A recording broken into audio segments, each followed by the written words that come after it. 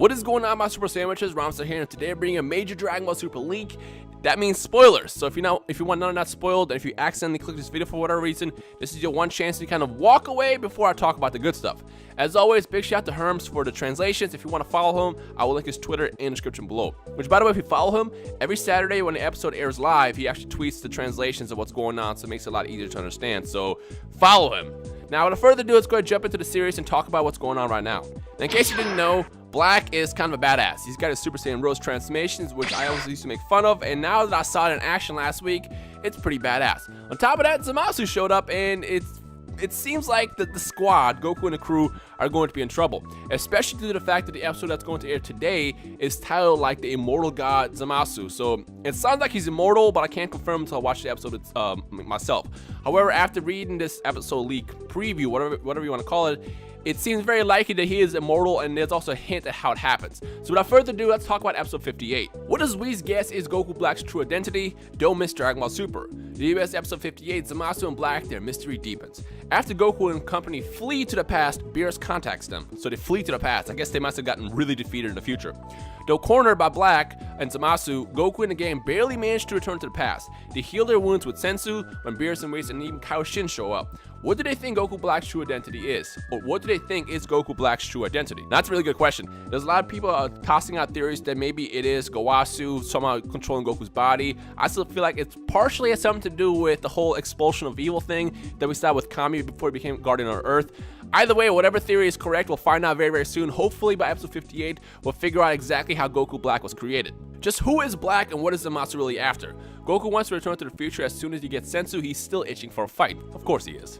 Beerus and Whis show up too. What answer did they come with based on their investigation and hint Goku and Co got in the future? Future Mai continues the resistance. Now this last part is the interesting part. Zamasu this week, searching for the secret of the Dragon Balls. In the present, Zamasu goes to Zuno to learn about the Super Dragon Balls. While threatening Zuno and waiting for an explanation, he also asks about Goku. So is this exactly what happens? Does he go to Zuno, figure out about the Super Dragon Ball, somehow magically finds him a lot faster than Champa did? Because you guys remember, it took Champa about a decade or so to get the Dragon Balls, and he only found 6. So does Zamasu figure out a way to find him a lot faster? On top of that, does he wish for immortality? Is that what happens? Or does he use the Super Dragon Balls in a way to create this Super Warrior that becomes Black? I don't know.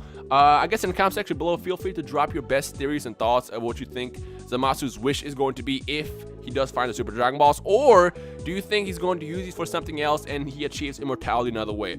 Either way, this series has gotten a lot better in the course of the last couple weeks, because if you guys remember, I've been talking about how the one thing that the series has been lacking so far is like the real feel of a threat. Like, look at Dragon Ball Z. Anytime an arc was going on, whether it be the Frieza arc, the Vegeta arc, or the Android arc, or even the Buu arc, whenever the villains showed up, it felt like they were a serious threat that can destroy everything. But ever since Dragon Ball Z ended, I felt like all the warriors, specifically Goku and Vegeta, on top of that, they introduced both Beerus and Whis. There were so many powerful warriors that there was a big lack of a threat. Like, even when Frieza showed up in the Resurrection F arc, you knew he was going to get defeated. Like, there's no way he was going to do something that was going to defeat Goku and Vegeta. I mean, granted, Goku kind of got defeated, and then, the whole time leap thing happened, or the time reversal thing happened, and then Whis helped, and then Frieza got killed and all that good stuff.